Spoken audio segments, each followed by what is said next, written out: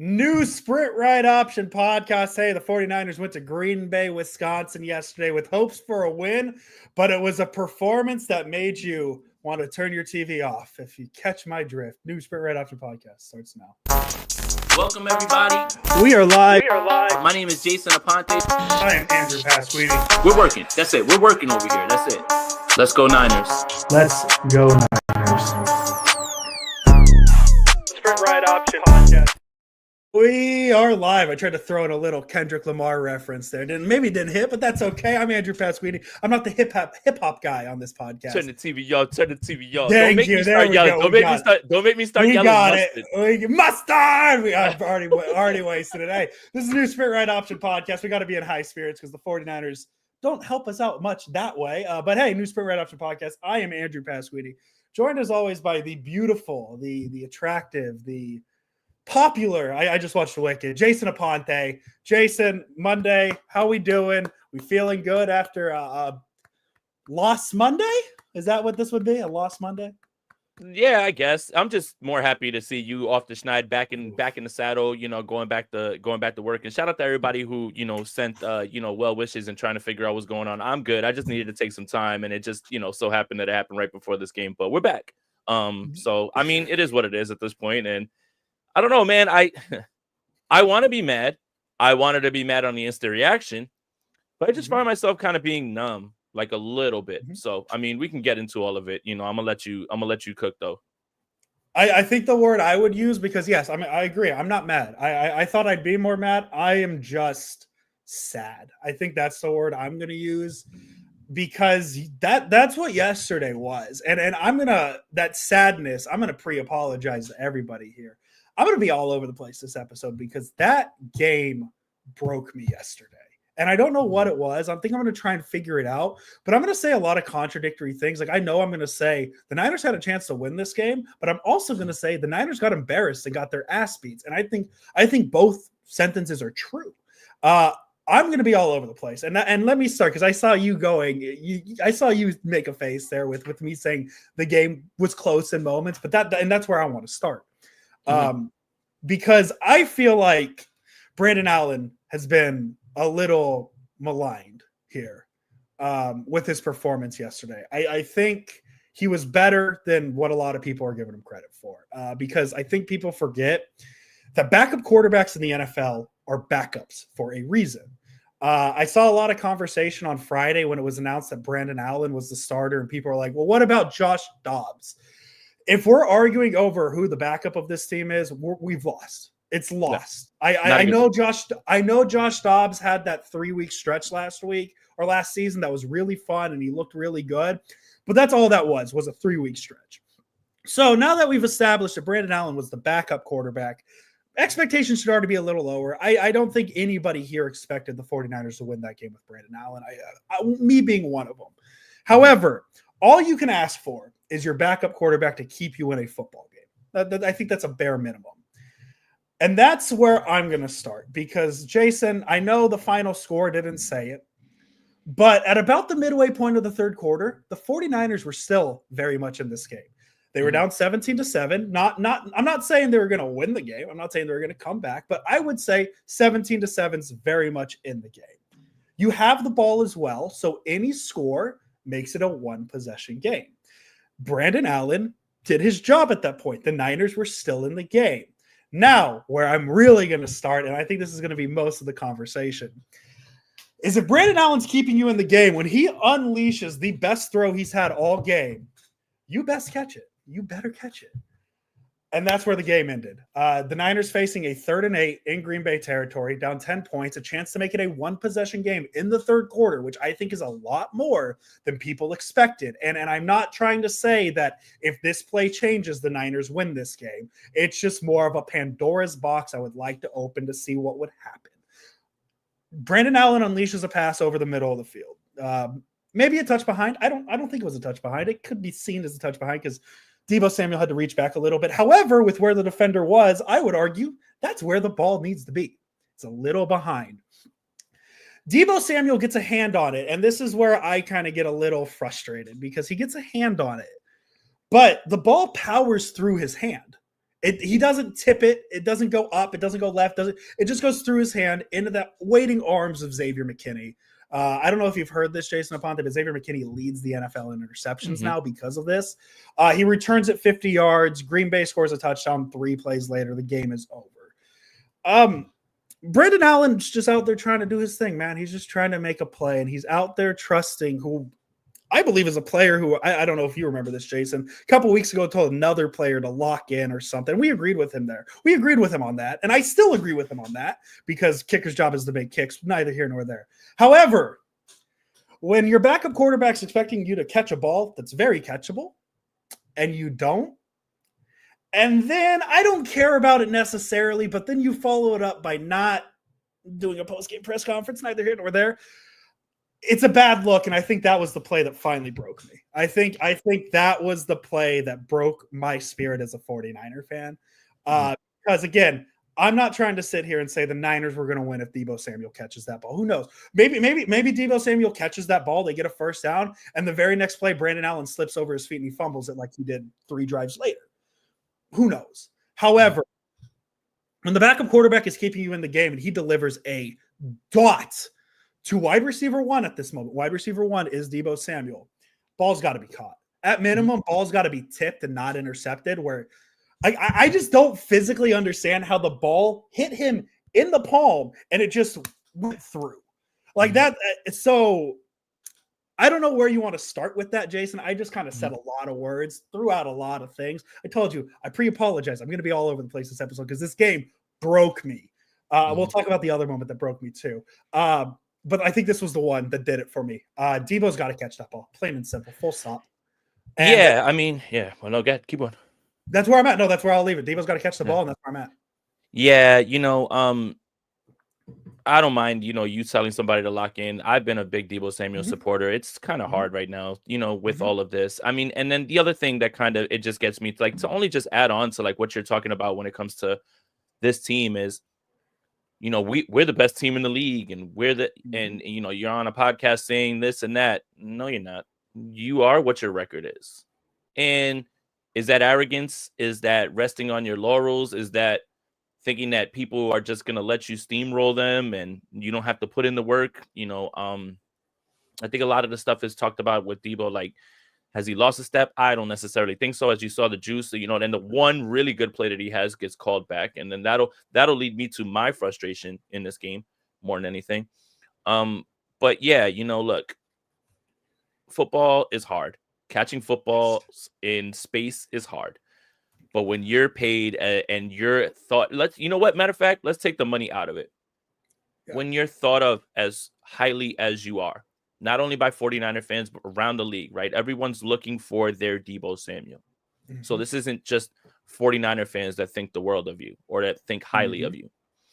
When you're put on that pedestal of being a game changer, a playmaker, you've got to make those plays. And especially in those big moments. And this game felt like, obviously you don't expect to win any game. I don't think any NFL team expects to win a game that their starting quarterback, their best edge defender, the best left tackle in the world, and probably their 1 or 2 best cover corner are not going to play on the road against a playoff team, would probably win. But this felt like a gut check moment for this team. Are you going to allow that to be the reason that you lose this game? Or are you going to show some fight? Are you going to, there are no moral victories, but what I was looking for from this team was fight. Are you going to continue to fight? Are you going to scrap? Are you going to show me that the play calling, the scheme, the team can find a way to rise up? Because this is the NFL, and there are going to be injuries every single week.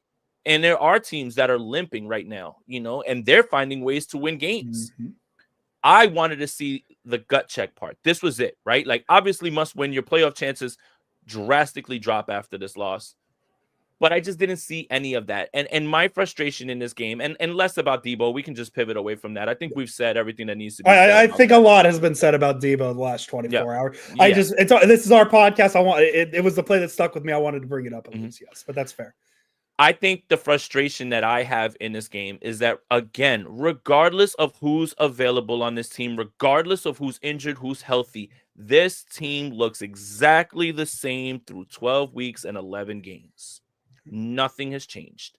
Undisciplined, timely, poor, horrible penalties. Defensively, you have these stretches where you're fine, then you're not fine. Offensively, hard to get. Everything is hard. Everything is hard for the 49ers. Everything. Top, bottom, everything. And this is who they are. And there's no change. Not Brock Purdy. Brock Purdy wouldn't have changed this game. Joe Montana wouldn't have changed this game. Jerry Rice wouldn't have changed this game. I don't want to hear that. Yeah. This is your identity. Who are the 49ers? That's who the 49ers are. And that's the frustrating part. All I want from this team moving forward, all I want, because I don't want to talk about wins. I don't want to talk about playoffs. All I want, and this shouldn't be too hard to ask, give me one 4-quarter performance. Just one. And even if you lose that game, I could still say they played 4 quarters and gave me an entire game.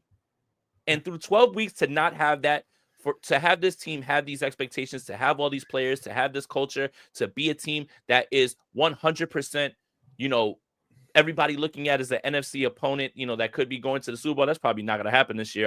Matter of fact, I can even get even more spicy. It's not going to happen. I'm disappointed that I can't even say that the 49ers have played a 4-quarter game. And I don't know what the optimism is other than just hoping and wishing, because there's nothing I can point to that says, oh, they're turning the corner. Oh, there's the light at the end of the tunnel. Because even in 2021, when I famously on this podcast declared the season done, right, at 5-6, and the 49ers went on a run, at least that team in games gave me glimpses, showed me juice, showed me promise. I haven't seen none of it. I've seen it for a quarter against Dallas, and that's it. This team is just there. This is just not their year, man. And that game is like a microcosm of their season. And it has nothing to do with who was there and who wasn't, because you could have had all your guys healthy and you still would have played that type of game. That's just who you are. You still would have missed 19 tackles. You still would have had all those penalties. Would Brock Purdy have would Brock Purdy or Nick Bosa or Trent Williams help the 49ers not get back-to-back 12-man on the field penalties? What does that have to do with who's there? This is who you are, unfortunately. This is your identity. We've been looking for the identity. Who are the San Francisco 49ers? They are an undisciplined, sloppy, slow football team, and I can't mince words about it. I'm sorry. I caught a little flack from KP this weekend. He made fun of my 38-10 Niners over Seahawks, and I just straight up was like, listen, man, I was expecting, I convinced myself that the turnaround was happening, like the fix was happening in that game. I was wrong. I was stupid. I was dumb. I was ignorant. I was young. It was a week ago. Younger me, right? Younger people make mistakes. I was 31 then. I'm 32 now, right? Like mistakes. Wait, wasn't that the last show that we did? Because we didn't even do the I wasn't but mood. Hold on. So let's freeze. I was in attendance for that game. Right. Let's freezing cold take me. This is the week the levee breaks with the red zone. Finally we're gonna get none of that. Nope. Hey, technically the levee broke yesterday. They 100% from the red zone yesterday. Hey, look at that. Look at that. Don't ask how many times they went to the red zone. Just 100% touchdowns. 100%. The red zone yesterday. Look at that. But yeah, Jason, that's why I was kind of skeptical as the Niners were nearing the bye week. And I think you and I were both pretty skeptical as the Niners, because everybody on Twitter was like, this is what the Niners do. They start slow, and then the bye week, it's magically going to fix. And we were sitting here saying, what has told you that this team can do that? And plain and simple, Jason, let me ask you, what has been the win of the 49ers season this year? Patriots? Jets? There is no marquee win.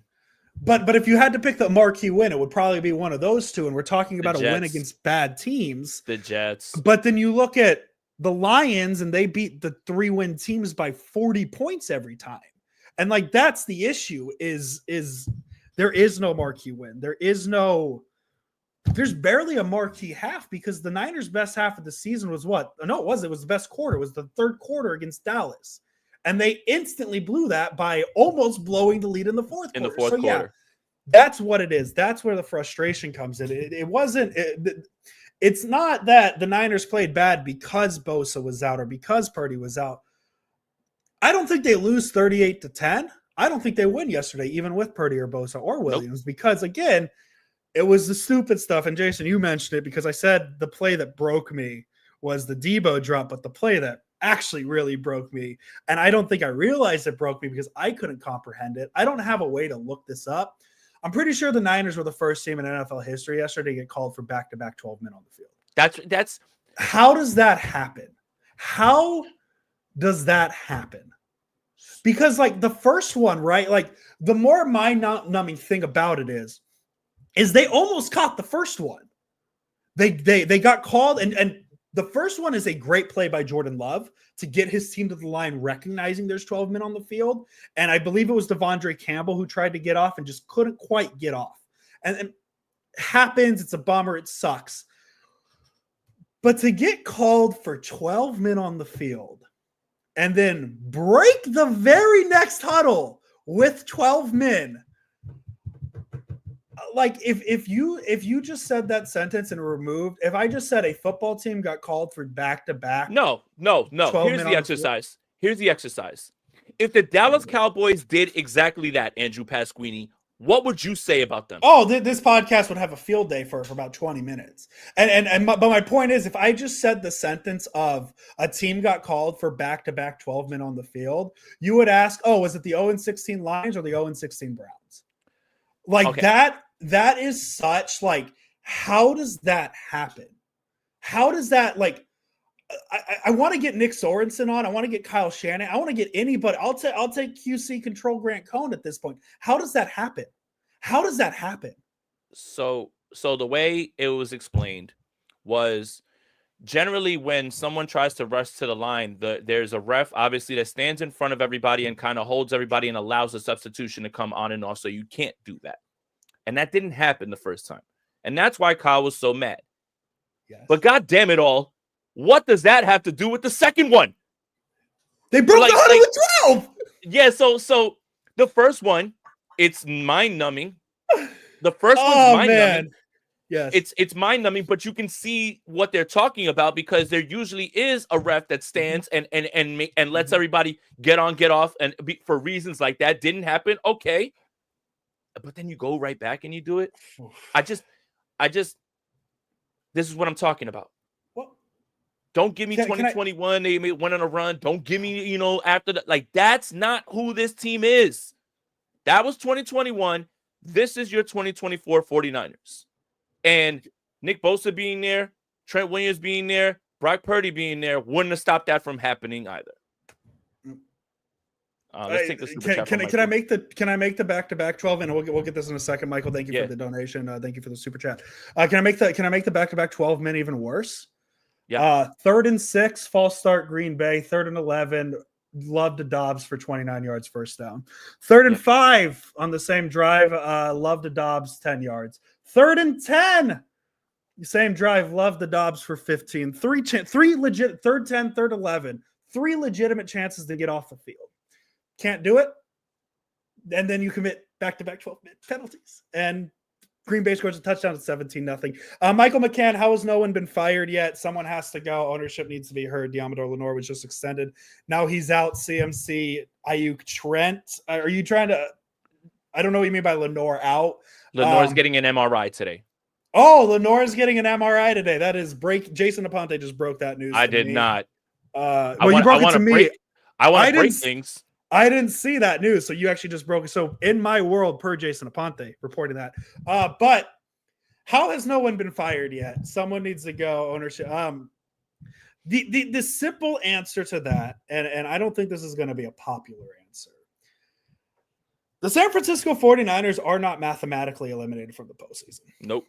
And that sentence doesn't help you, right? They're eliminated. They're eliminated in my heart. Yes, exactly. However, if the Niners expectations this season was just to be a playoff team and this is what's happening, I would agree. Probably fire people midseason, all that stuff. However, the expectations was Super Bowl. And as long as there is a mathematical chance the 49ers, I don't care what vibes are. I know what vibes feel like.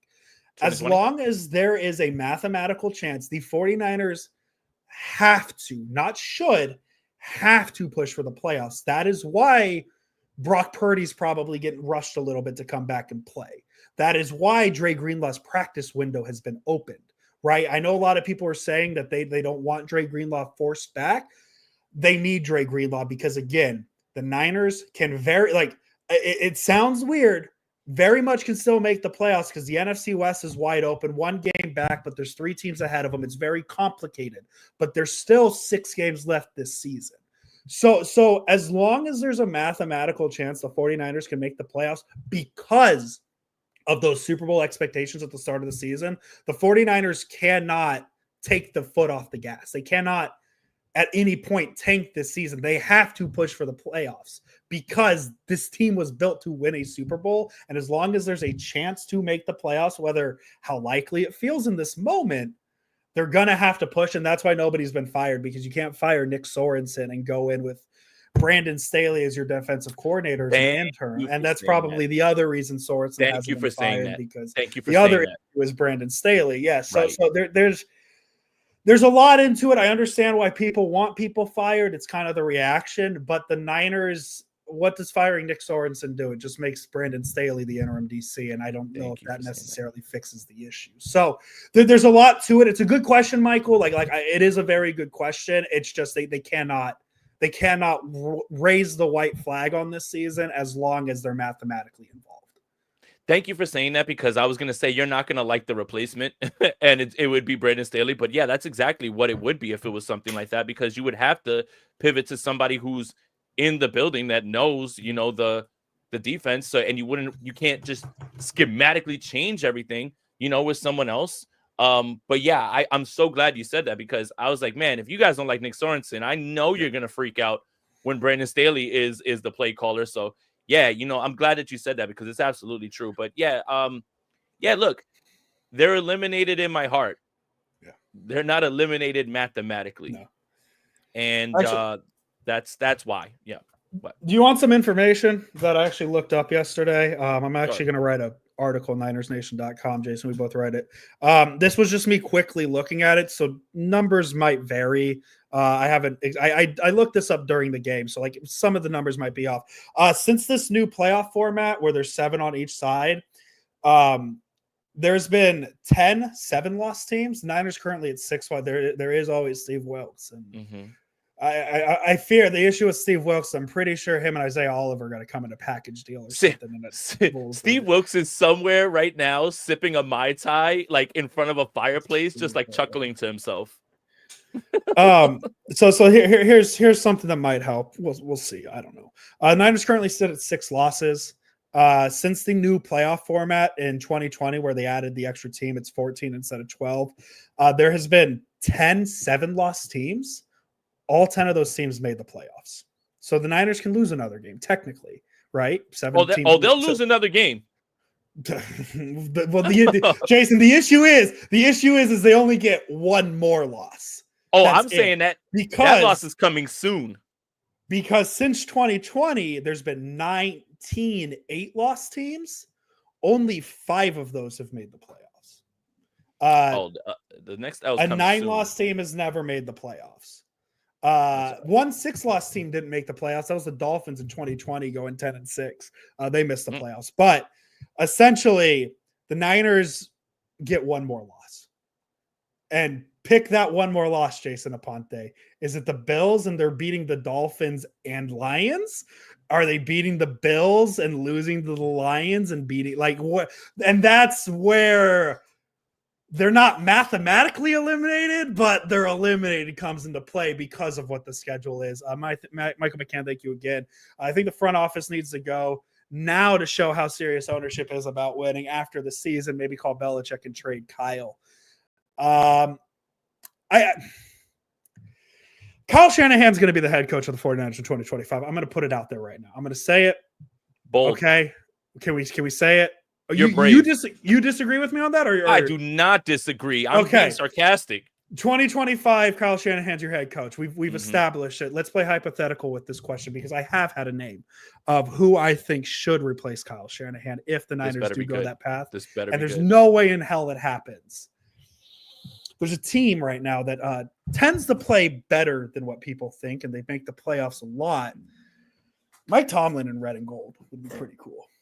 Yeah, but Pittsburgh's not moving him. That's the issue. How it happens, I don't know. I'm not here to tell you how it happens. I'm just telling you because the issue is people talk about Kyle Shanahan and his lack of ability to coach, and which I think I'm starting to agree a little bit with that because you have a head coach who's openly like, oh yeah, man, you know, the special teams, they just kick for 20 minutes and that's all we do, right? Like, and it's like, okay, well, special teams is broken, Kyle. How are we going to fix it? Well, they're going to do their 20 minutes on the side. Like that's what's going to happen, right? So like, I'm starting to agree maybe a little bit that the Shanahan's not a good coach, but he has a very good offensive mind. But you get a guy like Mike Tomlin in here where it's like he's known for getting teams to overperform. I think that would be sick. But again, Kyle Shanahan's the head coach. How does he get here? Not my thing to solve. I'm not the general manager of the San Francisco 49ers. But again, this is all in the hypothetical of where Kyle Shanahan's not the head coach in 2025, but we've already established that Kyle Shanahan is going to be the head coach in 2025. Since we're living in a hypothetical world, and we're going to bring, next year, Mike Tomlin's going to be the 49ers coach. Can I set the scene for you real quick? Yes. Following the Snow Globe Jameis Winston game, by the way, congratulations, Andrew Pasquini.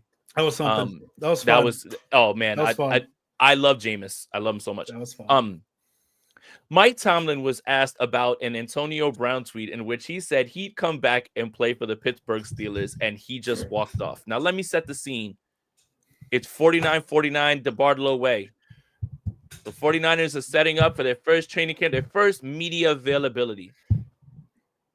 And Grant Cohn asked the question to Mike Tomlin, and boy, if you think Kyle Shanahan is surly and standoffish, man, I would literally pay if the 49ers wanted to say our press conferences are going to be pay-per-view.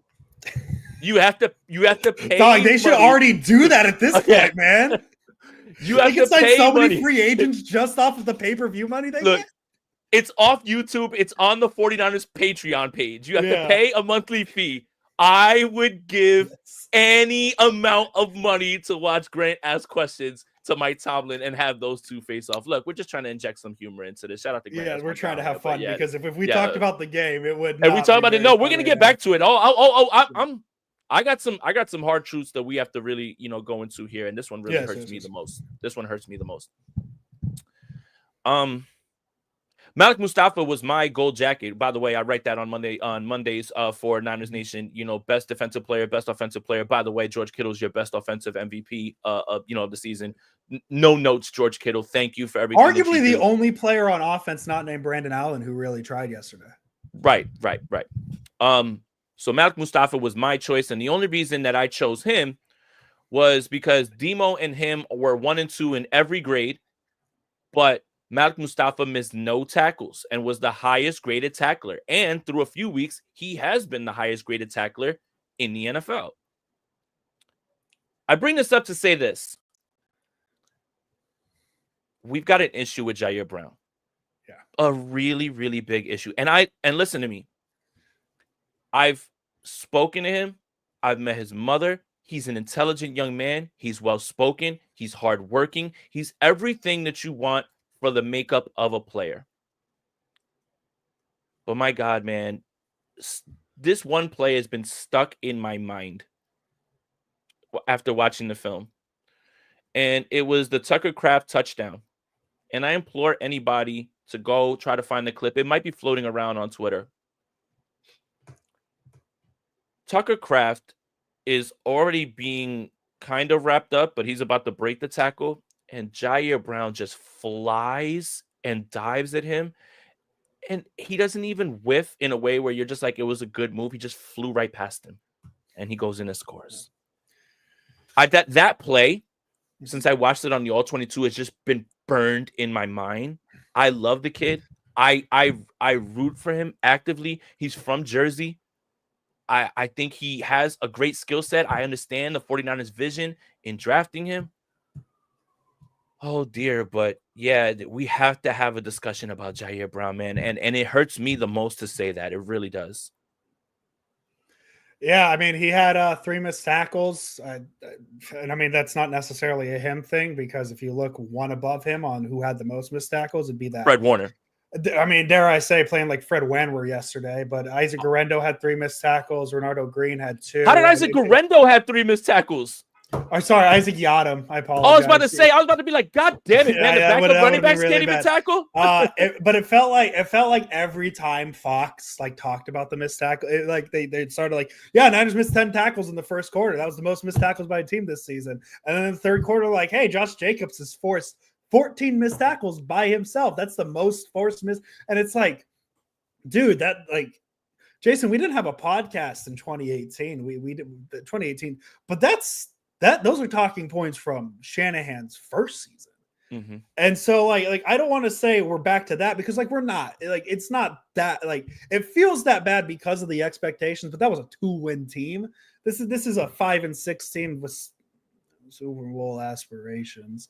And it's not that bad, but like we're talking, it's week 12, Jason, and we're talking about missed tackles, and we haven't even said the word penalties. Because the penalties yesterday, I mean, I know everybody wants to talk about the Eric Salbert taking back the big kick return. Obviously, that's a big one, but I believe Puny got called for 3. I think him and Brendel got called for 3 on third down. That's Puny's worst game as a pro so far. Yeah, I'm not gonna kill the kid. He's been phenomenal.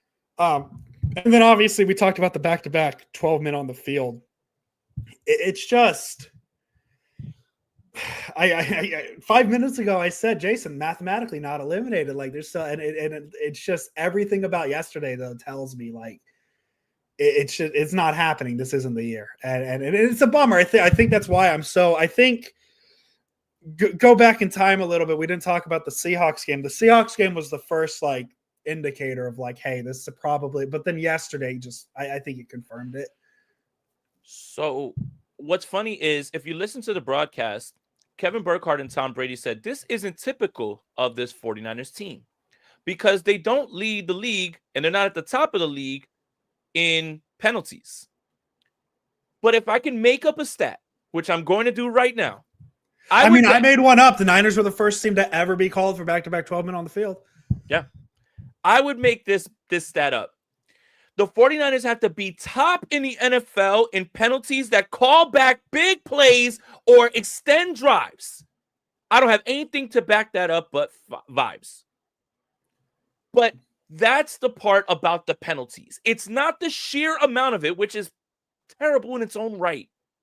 But it felt like every single time that there was a big play or there was something good or there was a nice run or something was moving, it literally felt like that is where the 49ers lead the league in because it's always something. Interception, call it back. Long run, call it back.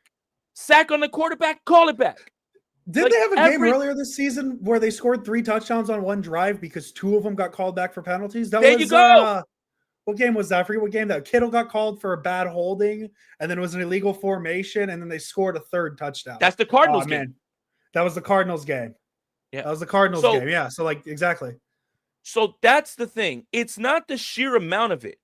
Because if you look combined, this is why watching the games is king. Because if you look the sheer amount of it, you look at that and you say, well, they're not the most penalized, but they're the most penalized at the wrong times. And that's the part, again, that was rearing itself. Again, that's what I'm saying. It has nothing to do with who was on the field. It has nothing to do with who was available, who's injured, who's not. This is this team. Every single week, this is this team. That's why, all right, I don't sound like super upset. It's because I'm numb. And I kind of I feel nothing. Because and am not holding out hope for something to change when there's 11 weeks of data staring you in the face. And that 11 weeks, so think about this. Let's just logically, let's do it like this. The 49ers have played 11 games. That means there are 6 more, right?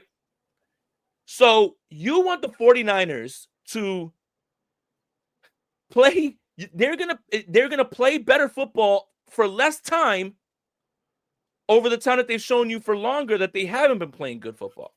Mm-hmm. So you want a 6-week sample size of them being good after an 11-game sample size of them being bad. And that 6 weeks is supposed to convince you that that's going to continue. Yeah. And then I guess that just floats into the idea of, well, get hot at the right time. I just have a hard time believing that the smaller sample size is going to trump the bigger sample size of what we've seen. It's just hard to fathom that, and it's hard to believe that there's a corner to turn here. I just feel like this is who the 2024 49ers are. And the faster we accept that, the faster we come to grips with the fact that this team is undisciplined, has no juice right now, doesn't make plays when they need to. I mean, Jordan Love was dying to throw an interception in this game. Again, I made the joke on the instant reaction. Almost felt like he had himself in an interception parlay, and he had the over of 0.5. When you can't make those plays, when you can't stop those drives, when those balls are hitting you in the hand, this is just who you are, man. Yeah. And I hate it, but it is what it is, and it's not going to get any better anytime soon, especially starting Sunday. Yeah, no, and Strawberry reacts. Thank you. It was the Patriots game. The Niners scored 3 touchdowns in one drive. Wanted to make sure we got that correct. But you're absolutely right, Jason, because like the thing is, as you mentioned, like they've given us a bigger sample size. We're supposed to believe in this smaller sample size they're going to be good, and then we're supposed to believe they're going to win the Super Bowl. It's not that they have to be good. The only way the 49ers, like I believe that the Niners win the Super Bowl, if they even make the playoffs after week 18, is if these next 6 games are the most perfect 6 games of Kyle Shanahan's coaching career. Like we have to come on for the next 6 reviews, post-game reviews, and we can't have anything negative to take away from the game. The Niners are going to have to put 6 perfect games together to do this, because you look at the Bills, you could play a perfect game against the Bills and still lose. You can play a perfect game against the Lions and still lose. And that's just the big games. And now we're talking like, dude, you remember when we started this podcast, Jason, 2020, go back to the Wayback Machine, and the Niners had that Commanders game on the schedule. And I kind of started talking about maybe 3, 4, 5 weeks before. It's like that Commanders game feels like they're going to fucking lose, right? Like I'm getting that vibe with the Bears game in 2 weeks, 3 weeks? All of a sudden their offense looks much better. Well, and it's not even what the Bears are doing. It's just what I'm watching from the 49ers. It has nothing to do with the Chicago Bears. And that's my thing, Jason. As of 5:52 p.m., 8:52 East Coast time on Monday, November 25th, I am unsure if the San Francisco 49ers can beat the Chicago Bears. And you're supposed to fucking tell me that team's going to make the playoffs, let alone make the playoffs, win a Super Bowl? So that's my issue is yeah, the Niners might make the playoffs. That'll be cool and that'll be great. But I fear if they make the playoffs, Niners Twitter is going to Jedi mind trick themselves of being like, oh, they made the playoffs. Like, now you just got to get hot. And this team is going to lose 28-17 to like the Cardinals in the first round. And then that'll be it. So a few things. I've completely taken myself out of the idea that the 49ers can win a Super Bowl. Yes. Yeah. I think we're living in Delulu land. Yes. With that one. Yes. I think when you look at this team, I'm starting with the most basic thing. I don't even want to win on Sunday. I would just like to see this team play 4 quarters of somewhat competent football. And whatever, if you lose, you lose. It's cool. We didn't expect that. But I would say this, based on the way this season is going, based on the way this season can go, if the 49ers somehow make the playoffs and even win 1 playoff game, it's a monumental effort. And you don't raise banners for that. And you don't raise banners for that. We're not supposed to be happy about that. But right now, based on all of that, if they find a way to do that somehow, that feels like a win. And that's where we are.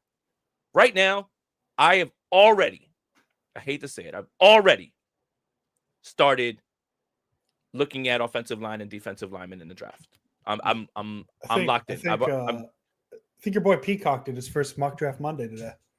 That's how you know it's serious. Yep. I got film.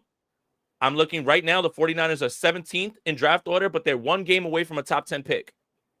If you find yourself, don't say that. Oh my, wait, yes. Repeat that, because I know how bad the Niners have been. Like I've watched all 12 games. I know how exact bad. But repeat that sentence. The San Francisco 49ers are 5-6, and they have the 17th pick. The Cincinnati Bengals are 4-7, and they have the 10th pick. They are one game out from having a top 10 pick. If you find yourself in this spot of a top 10 pick, good news, guys. You're going to get your lineman, or you're going to get your stud defensive lineman to pair. But that's where we are right now. So this notion of, playoffs get hot, Super Bowl. No, you're one game away from a top 10 pick. No. I just want to see them put together 4 quarters. We can go from there after that. If I get that, the instant reaction completely changes. I'll say, man, you know what? They played hard.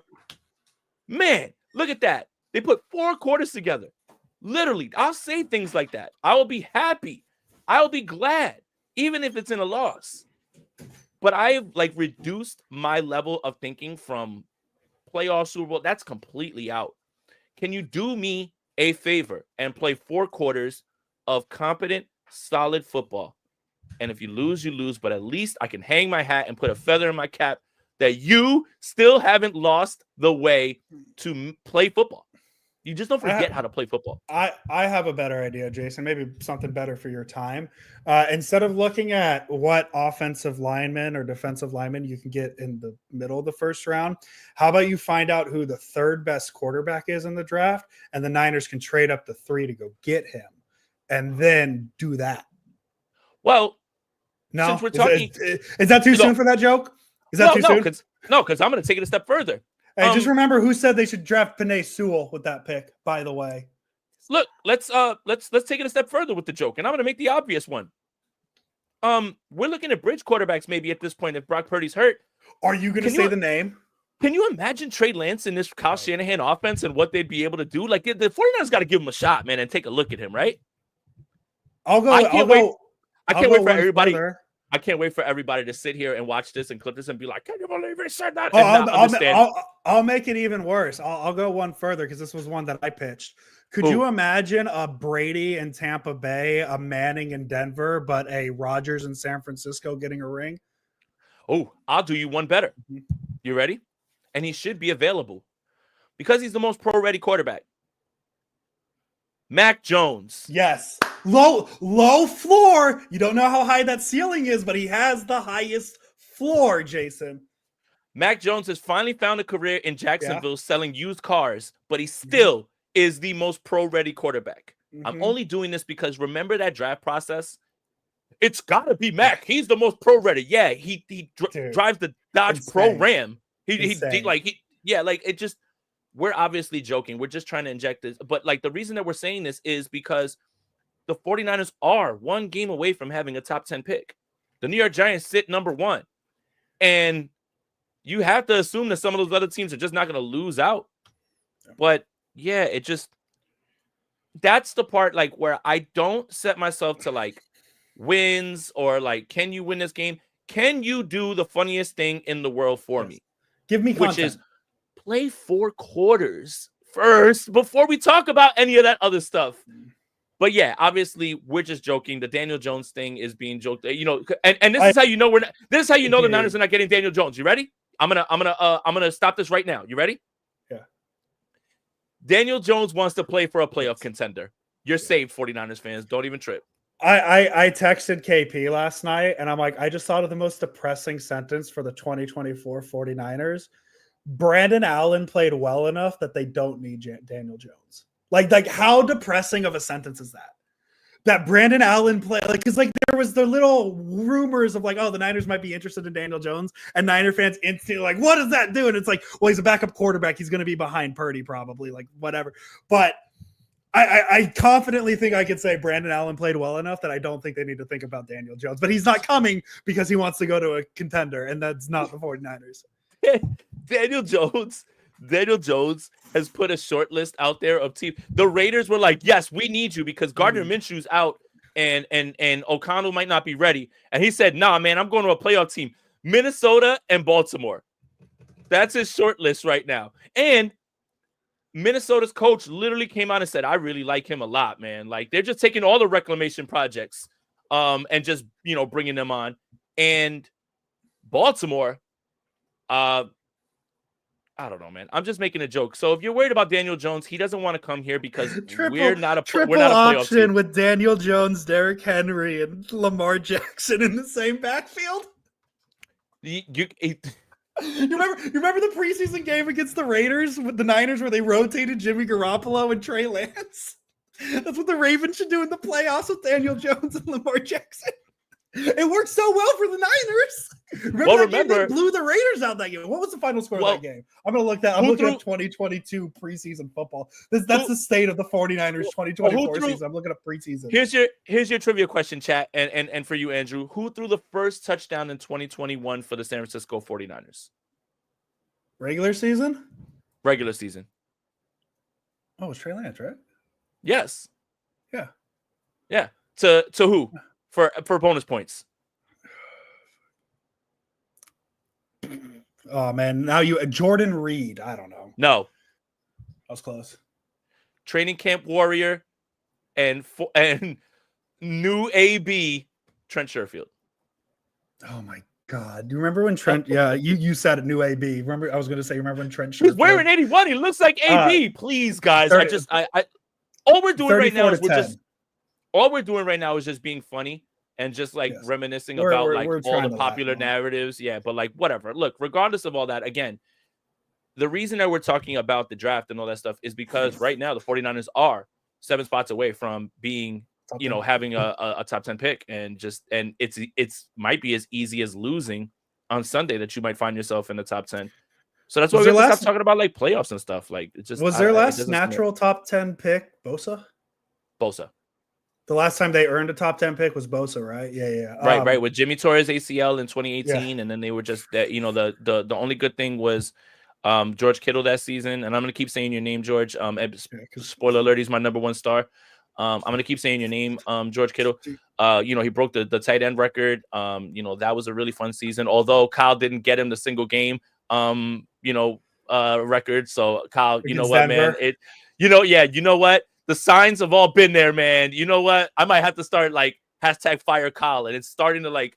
I missed all the signs. It's almost like the red flags were all there, but yeah, obviously I'm joking. It's just, that was the last time they had it was with Bosa, and thank God Arizona. Well, I don't know about thank God, but Arizona needed a quarterback. The final score of the Trey Lance Jimmy Garoppolo game was 34-10. They beat the Raiders in the preseason. The Raiders. It was the Raiders game where they rotated, and that was the Niners. That was the most fun I've ever had watching a preseason game. That was a lot of fun. Can we bring back an old segment? Is it say something positive about the 49ers? Say something positive time. Thinking about that all week too. I love it. Yes. Can I go first? Go ahead. Yes. Jalen Moore was pretty good on Sunday, man. Jalen Moore stepped in for Trent Williams and was pretty good. Give that young man a hand, man. All the talk, and if anybody watched that game and we're saying that Jalen Moore struggled, man, pop on the tape. Hell yeah, Jalen Moore. Aaron Banks, you're in concussion protocol. Jake Brendel, you're awful. Pooney, you had a really bad game, fine. But Jalen Moore, say something positive. Look, in fact, I'll start. Jalen Moore's my 3rd star also, but say something positive. Let's bring it back. Jalen Moore, great job, buddy. I already burned my say something positive, but I'll bring it up just for the spirit of the segment. 100% red zone touchdown percentage yesterday. I'm pretty sure that's the first time the Niners have done that. The red zone, maybe the 2 quarterback system. That's the thing. Brock Purdy from yards 1 to 21, and then Brandon Allen in for the last 20 yards. No, let me keep going. Got you. You ready? Yes. Jake Moody didn't miss a kick, man. Jake Moody didn't miss a kick. Maybe kickers are people. Say something positive. For approximately 2 seconds, we thought the Niners special teams did something good yesterday. They had a really big return for about 2 seconds. Okay, one more thing, and then we can get to 3 stars. Yes, Mark Andrews. Catch it. Okay, ready? Yes. God damn, that salute to service jacket that Kyle was wearing was fire. Oh, my God. Look, man, say what you want about Coach. The sauce is undeniable, man. Yeah. I'm looking on Fanatics, and it's not there. He's the only one with it. Good God, man. Say what you want. Coach is handling personnel wrong, and Coach hired the wrong defensive coordinator, and Coach allows 12 man, but damn it, does he look good while he's doing it. Say something positive. Jordan Mason had a 16-yard carry yesterday, and he's still somehow the best Niners running back, even though Christian McCaffrey's back. Huh? That's not positive. Oh, sorry. I thought the 16-yard thing was positive. Shit. I'm not good at this, am I? Brandon Allen was okay yesterday. Say something positive. Okay. Damn it. Juwan Jennings is a dog. There. Good. Well, Nick Mullins played in a game yesterday. He did? I think he got 2 snaps. Yeah. He did. And Darnold was like, I'm not losing my job. I'm going back in. Darnold went from looking like his season was over to like, oh, Nick Mullins is in. Yeah, I'm good. Wait. We got a franchise punter now too. Yeah. What's his name? O'Donnell's good. Yes. Pat O'Donnell. POD. Oh, that's a band. They sang Rey Mysterio's song, POD. Yo, and that's what's crazy is I forgot what it was like to see somebody really punt that shit and punt that hole out. And he did such a great job. Say something positive. He didn't lie to us about having a knuckle punt, so we don't expect him off every time. Look at special teams. Leonard Floyd had 2 sacks. Oh my God! Yes, welcome Leonard Floyd. Let's keep the positivity. You know, fuck 3 stars. Let's just keep positivity going. No. And you know what's crazy is I was saying that there is no corner to turn. The corner's right there. We're right there. Like we're turning right now. Look at how quickly a therapy session can go. It does feel good to talk about this. You did figure things out. My God, man. Look at us. We're so fucking back. This is exactly like a therapy lesson. You feel really good during it, and then the second the therapy lesson ends, you remember the Buffalo Bills are on Sunday, and you remember life sucks. But hey, we feel good right now. Never a doubt. Josh Allen, we're putting you through a table, pal. You count your days. Oh, actually, somebody tweeted this as a joke, but would Sunday be the first ever time that both quarterbacks have the same last name and jersey number? Oh, that would be fire. Allen 17. Fun fact, the backup quarterback for the Buffalo Bills is Mitch Trubisky. Kyle Allen. That's close. What's Mitch Trubisky doing right now? I'm going to Google Mitch Trubisky. Where's Mitch Trubisky at? No, this podcast is off the rails. A 49ers legend, by the way, Mitch Trubisky. He's on the Bills. Is he the third string? Oh, no, Allen's their third string. Sorry. Oh, man. Bills depth charts. This is a Bills preview now. Some teams say, the wagon. Some people say you circle the wagon. It's Allen Trubisky. So there we go. Oh, it is. Didn't blow a fourth quarter lead. Look at that. Sped Gons. Niners didn't blow a fourth quarter lead yesterday. My God. Look at this, man. Look at this. Hey, here, look. The 49ers didn't get another quarterback hurt and have to go to the other quarterback, even though he hurt himself 2 weeks ago. Yeah, bad news. He was hurt. Did you know that he had a broken finger? Because I feel like that should be something disclosed on an injury report. 49ers Twitter is so good at seeing things. So the pictures come out of Brandon Allen working out and warming up. And all the comments are like, what the fuck is that on his finger? Yeah, dude. Like, oh my God. They just tried to like an innocent photo. And people are like, what's that? Why? And then this has been a fun ass episode. Go in practice. Dude, honestly. No. Hold on. Not only did he break it in practice 2 weeks ago, he broke it on a hard snap. No, injuries aren't funny. We're not laughing at the injury, but like just everything going on with 49ers. We're laughing because that's so 2024 49ers. Yeah.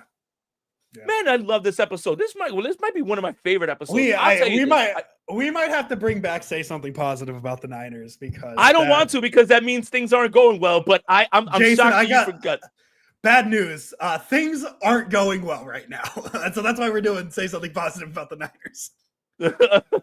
Hey, look, Mark spun it positively. Brandon Allen played with a broken finger. Guts. And Great. he didn't break it more. Yeah, exactly. You dropped the ball a couple times and fumbled. No, say something positive. Okay.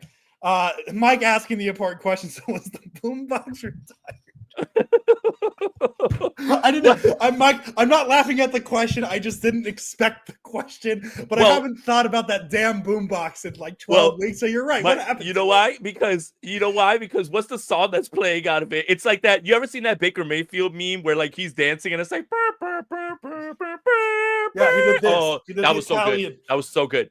That's not. But that's what that is. If you ever seen Baker Mayfield dancing like while doing the Madden thing and they're playing like that clown music and stuff, that's what they would be playing if they were walking out. Well, isn't that the issue with the boombox this year? Didn't they say they changed the song with losses? So when they win, they keep the same song, but when they lose, they change. So they would just have to keep changing the song. They'd be on like Hot to Go by Chapel Roan at this point. They'd be coming out of the.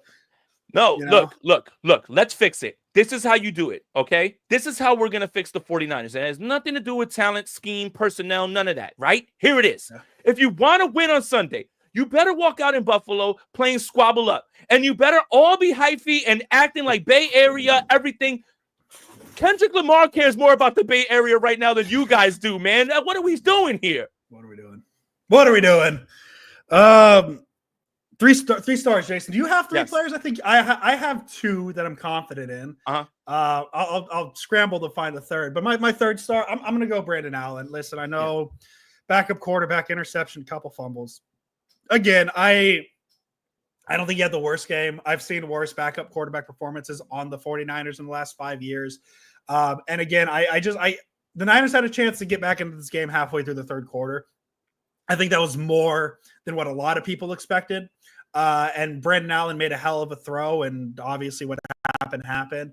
But I'm going to go Brandon Allen third star just because it's a shitty situation overall for the team. But 17 for 29, 199, a touchdown, 1 interception. I'll take it. I'll take it from a backup quarterback.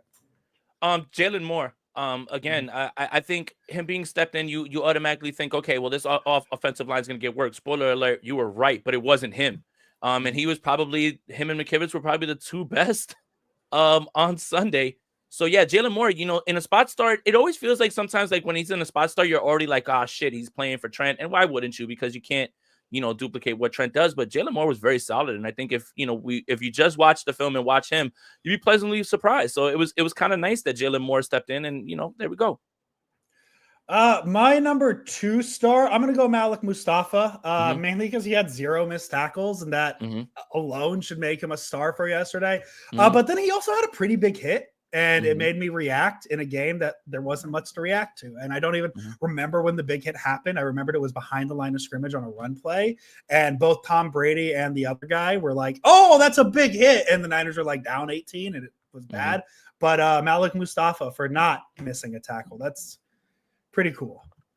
Yeah, mine is 2. It's Malik Mustafa and Diamador Lenore. I mean, I think you can kind of just set your watch there. Hope you're fine, buddy. But yeah, that didn't look too good. I think the adrenaline, he was able to play on it, but they're obviously doing an MRI. And, when you hear MRI, and especially with the way that this team discloses injuries, you got to almost feel like you have to just expect the worst news, right? Like at this point.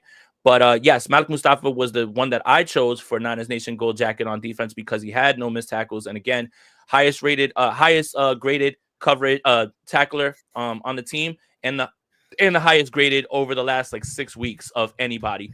So yeah, the 49ers got themselves one in at the safety position. Mark, positive. Refs had plenty of yellow flags yesterday. Well, all right. Okay, let's spin it. Let's spin it. The 49ers were worried about the refs being cold and not having anything to do. Yeah. So they wanted to keep them busy. That's, what? I think that's a selfless act of the 49ers. Yeah. I like that. I have a feeling our number 1 star is George Kittle. Correct. Yeah, 6 receptions, 82 yards, the only touchdown for the 49ers. Longest play of the game as well. If I remember correctly, it was a pretty nice throw by Allen. Kind of by his knees, but in a spot where only Kittle could get it. Again, I like the Niners' offensive effort yesterday. Not good. Kittle and Allen. I saw somebody mention Jawan Jennings should get some 5 receptions for 40 yards. But it really felt like the only two Niners, or really the only offensive player on the Niners that stuck out yesterday was George Kittle. And honestly, I think there's a case he was the only Niner that stuck out yesterday because there wasn't much positive about it. That's why we're saying so much positive today. But George Kittle's going to be my number one star, 6 receptions, 82 for a touchdown. Yeah, just some numbers for George Kittle this season. Last year, 90 targets, 65 receptions, 1,020 yards, 6 touchdowns, a 60% success rate according to Pro Football Focus. No, not Pro Football Focus. I'm sorry, Pro Football Reference. In 16 games. And he didn't play in the last game of the season because he didn't have to. Or he missed the first game of the season last year. Oh, no, he played in that game. He just missed the last game of the year. I got it right. Yes. This year, and this goes to show you how a 31-year-old has somehow added to his bag 59 targets, 49 receptions. That is an insanely efficient number. Of the 10 targets that have been fallen incomplete, 49 have been completed, 642 yards, 8 touchdowns, 3 straight games with a touchdown, 69.5% success rate in 9 games. If you want to know what that means, in the season that George Kittle broke the single season tight end record, his success rate was 59.5%. He is currently at 69.5% in year 2024. In 9 games, he's missed 2 games this season. The unquestioned offensive MVP, the one guy who comes to work every single day, the one reliable guy in the red zone, George Kittle is still the best tight end in football. Argue with your mama about it. I don't even think that's a conversation. Remember when that was a conversation like 3 years ago, best tight end in football? And I think Kittle's kind of grabbed that by the horn and it's his. But yeah, Niners lose yesterday 38-10 in Green Bay. Good news, guys. They have the Buffalo Bills in Buffalo Sunday night football. So America gets to watch the 49ers. We'll be here. We'll be here Friday, talk 49ers Bills to break that down. We'll be back next Monday to review the Niners' obvious win against the Buffalo Bills on Sunday night. Some bozos out there probably going to tell you how excited they are, looking forward all day for Sunday night, but smart people really aren't going to be looking forward all day for Sunday night. No. I'm one of the smart people not looking forward to it. But Jason, wouldn't it be cool if they were just like, you know what? They're not going to play. And they can't play. Yeah, they got to do it like 10 days in advance. But hey, if you want to put the 49ers on Flex Watch, that Lions game week 17 Monday night. Oh man. That's a good flex candidate. Get them out of here. So the 49ers, they got the Bills on Sunday. Hey, maybe the Niners will surprise us. Maybe they won't. We'll find out. That's the fun of it. Jason, I'm very happy that we talked football today. I wish the Niners were a little better, but I think you and I do a pretty good job keeping it fun, even when the topic's not as fun. We could have spent an hour yelling about why they need to fire Kyle Shanahan, but no, we found all the positives from yesterday. Found all of them. Well, part of it is to entertain and part of it is to inform. Yeah. And I like to think that we try to do and have a good balance of both. But yeah, it's just good to be back talking with you. I wish it was better under better circumstances, but being away for the week and and just being able to just talk with my friend and everything and things being back in the swing of things and I'm taking care of my stuff and everything's moving in the right direction. Yeah, man, I'm just happy to talk football with my friend. Hey, at the end of the day, one more thing. At the end of the day, guys, and we're all passionate, and your passion is what drives our content. Your passion is what drives this team, and you guys, we buy the gear, we go to the games, everything. At the end of the day, though, guys, keep that passion, but just remember, it's still just football, and it's still just entertainment. But keep that passion, but don't let it ruin your day. Yeah. Absolutely. I like it. And then my final say something positive about the 49ers and something I think it's just good to know. Hey, the Niners not having a good year, losing a lot, getting their ass beat a lot. But at least they've never gotten their ass beat so bad they felt the need to sue Universal Music Group. So Jason Aponte, as always. I knew I'd get you with that one. I knew I'd get you with that one. So he's making fun of Drake for suing the label that supposedly drummed up all those bots and everything. And we're not bots. I listened to the shit 300 times. I'm a real person, damn it. 400. Yeah. I'm from California. There was a 3 week span where if you lived in California, you had to listen to that song at least 3 times a day. I'm alive. I'm not a bot. I listen to it a bunch. I'm not a bot. I'm real. Come at me. I'm a man. I'm 40. But But what's hilarious about this is this. Drake is suing his employer. Yeah. Yeah. In what world, in what profession, and let's forget rap streets are dead. This is the most Tupac's rolling around in his grave right now. Yeah. Like it defies all logic that instead of just allowing this to just kind of go away, you're just making it worse. Yeah. But in what profession can you sue your employer and just continue to work there like there's no issue? And you know what Universal said in the court reports? They said, if you want to sue somebody, you should be suing Mr. Duckworth. They're literally saying, just sue Kendrick Lamar, man. We didn't do anything. The streets are cooked, man. Oh my God, man. Well, more of a sign that the streets are cooked is Kendrick Lamar threw some pretty hefty allegations out in some of those songs. Drake didn't seem interested in suing for like libel or slander or anything. Like just that the song did really, really good, and that's weird. Look, this is the last part. Drake lost this battle so bad. Drake is so ashamed that Drake is now like us. He's a content creator now. He's a content creator. He streams. He's online. He's a professional yapper now. Yep. Welcome, buddy. We can give you some tips. We can give you some tips on how to be better at your job. As a podcaster and content creator now, because we've got experience in it. So since you're not rapping anymore and now you're streaming, holla at us. Send me a DM, man. I'll let you know, bro. And I'll keep the family away. Speaking of content creators, if you want final thoughts about the 49ers loss in Green Bay yesterday, Debo Samuel podcast tomorrow. Jason Aponte, as always. Oh my fucking God! I know Mike hates to see him coming. Let's go Niners! We're so back. Remember that. Just remember that. Remember that. Spirit option. We'll be back from Friday. Talk Niners Bills. We'll be back. Go Niners. Good episode today, Jason. Great episode. Welcome everybody. We are live. My name is Jason Aponte. I am Andrew Pasquini. We're working. That's it. We're working over here. That's it. Let's go Niners. Let's go Niners.